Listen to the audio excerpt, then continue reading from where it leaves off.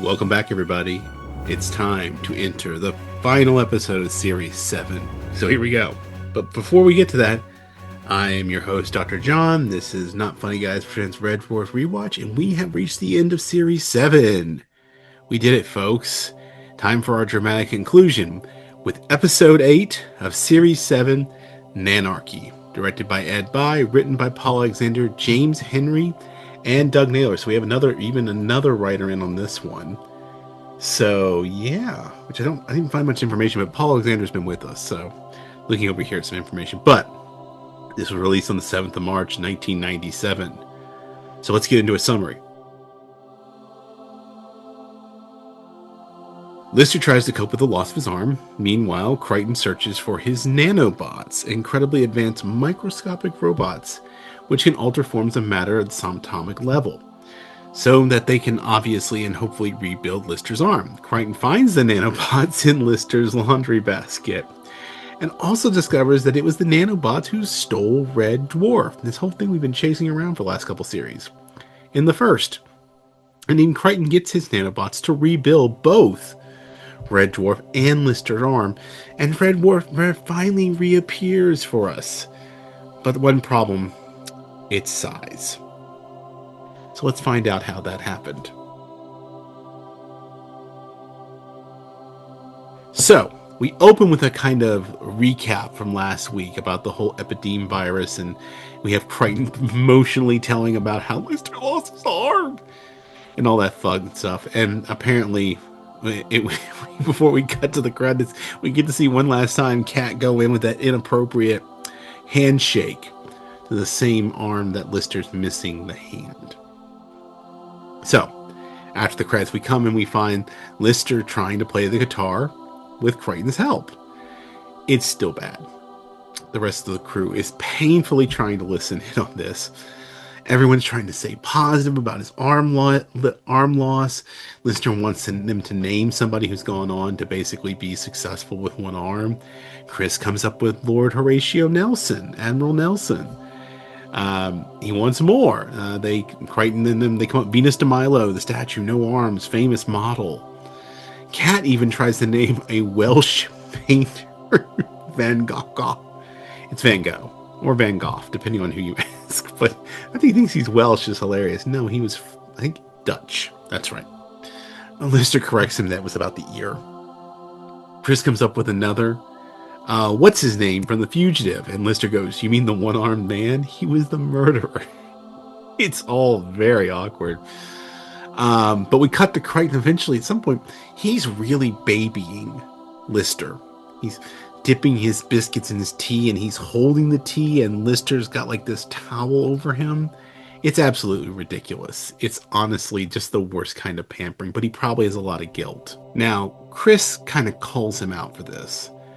Lister's obviously exploiting Crichton. This is very much a sympathy play. Chris and Crichton get into this whole talk about how to handle Lister better. They're running gag. She wants Crichton to back off and stop enabling Lister. She wants him to give him some tough love. She wants Crichton to then also get around to building him that artificial arm he's been talking about because he's been babying them the whole time.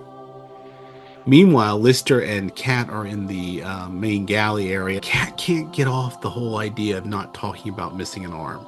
He has the worst bedside manner, practically driving him to or at least thinking about it. Kat leaves again after he once again tries to shake a hand that's not there. Finally, back in the med bay, Crichton is helping Lister master his new arm. Talking about thinking about you have to think to pick up the ball, trying to concentrate, massive tension, and after tremendous effort and yelling, like lifting weight, the hand picks up the ball. I wanted to illustrate just how painful this situation is. It is way too much effort for such a little result. Lister's not impressed, so Crichton then goes to adjust the settings, and immediately he doesn't pick up the ball, he punches Crichton several times in the face. And they go again. He punches Crichton. It's a lot of pent-up anger. Apparently it's tapping into his subconscious for him cutting off his arm. Like, he punches him at least 3 times. They have to give up for now. They're going to have a meal. Chris remembers that Crichton has nanobots. All of a sudden, there's this whole conversation about nanobots. We should use them. Kat really needs this explained to him in a dumber way. So Crichton talks about carbon atoms that make up graphite, that also can make up the diamonds that are part of his outfit. And they're talking about how they could transfer the nanobots into Lister's to repair him. One problem. Crichton doesn't know where they are. They abandoned him some point. He's not sure. Lister wants to find them, and apparently they trace the idea that apparently they went missing sometimes back for us in Series 5 in the episode Back to Reality with the Despair Squid on the Esperanto. So they've been lost that long. So Lister says, okay, well, if we know where we last saw them, let's go back to the SS Esperanto. So they go into suspended animation to go looking for these nanobots. So they come out of cryo. There's a whole montage of the ship flying through space. Apparently they feel like they've been brought out early, and Chris is running some scans, and there's some planetoid, and it appears it might be Red Dwarf. They don't understand how. They also know that the scanners are very inaccurate. But then they realize they've been to this part of the galaxy before, and Crichton points out the ocean planet just nearby out the window is where they found the Esperanto, so they're actually in the right spot. So they go to check out the planetoid, and they're down the vehicle. They got to take some samples. Cat goes out into the storm, and it's just like a madhouse of like, it just totally messes up his hair. He comes back, he needs a comb. Meanwhile, Chris sort of has to watch Lister painfully attempt to unwrap with one hand a candy. Falls on the ground. He eventually gets it. It's disgusting. He tries to throw it out the door. It comes back and sticks on his forehead. She does it for him, throws the door. It comes back and sticks on his forehead.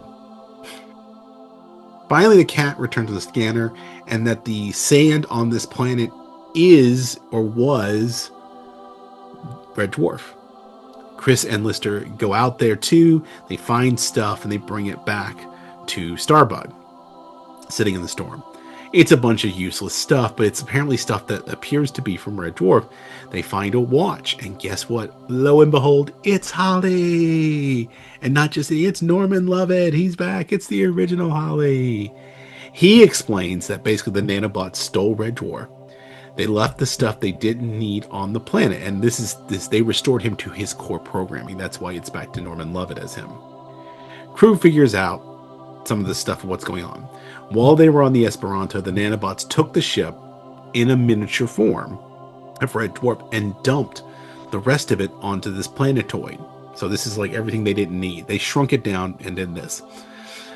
Not sure where the nanobots went, but it turns out they've been on the ship with them the whole time.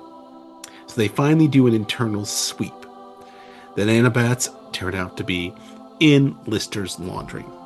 His bin is a galaxy for them to explore. Ew. Crichton goes in to try and collect them, and he does it very loudly. He's just sticking his arm, finally captures them and starts banging on the jar, chews them out. He wants the ship back. He wants them to give Lister a new arm.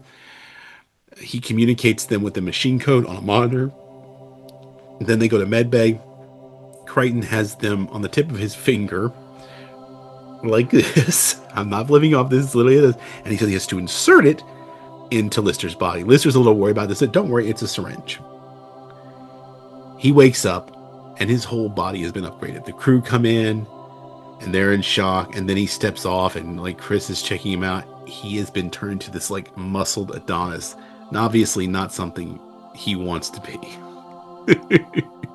And so he's freaking out. Meanwhile, they find Red Dwarf, and Cat pilots Starbug into the bay. Only they are a gnat, and the bay is too big. So the nanobots have not only messed up Dave's body, but they've messed up Red Dwarf as well. And that brings us to the end. This is just a fun little episode. A little chaotic, a little disjointed, but still one of my favorites.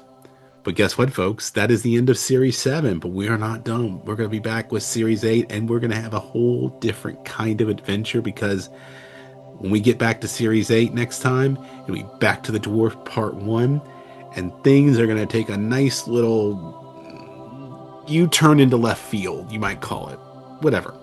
But in the meantime, please like, subscribe, share, join us, follow along, reach out to us on our socials. You can write us, not only in the socials, but in the ticker below right now. You can write us at notfunnyguys.offthereels@gmail.com. Yeah, it's down here too. check that out. Write us, tell us things. You can write to us about anything about our shows, with the TV shows we're doing over here on YouTube. You can also write to us about any of our other material podcasts. So let's talk about those too. We have our main podcast where we do movies, which is Not Funny Guys Presents Off the Reels. We are in the middle of our Jurassic Park run. We'll have a Christmas special in there somewhere, but Jurassic Park will take us into the new year, and we'll then find out what Casey will be picking next for our next series to engage in. Should be terrifying. Then, if that's not your cup of tea or your flavor, or your doesn't butter your biscuit the right way, whatever, you can check out Casey and Eric over on their Not Funny Guys Presents Wrestling with the Horror of It All, where they talk about wrestling and mainly professional WWE and horror movies. So check that out. That comes out, I think, every week. I don't know what day they do, but you can check that out. That's a podcast. And then if that's not your thing, you want something, a more discussion about teaching, writing, culture, life, you can check out some of the stuff that Dr. Kristen, our Not Funny Gal, and I are doing over on our podcast, Not Funny Guys Presents Thinking About Thinking. But please like, subscribe, comment on all of those. We want to hear from you guys. We want to get ideas. Anything you want to share with us, we welcome it all. And if you write to us in the email, who knows, Casey might even read it out loud on our podcast, minus profanity. But we let profanity on the main podcast, so you never know. But until then, don't be a smeghead, keep it not funny, and I'll see you next time. I think I almost got it that time. So close.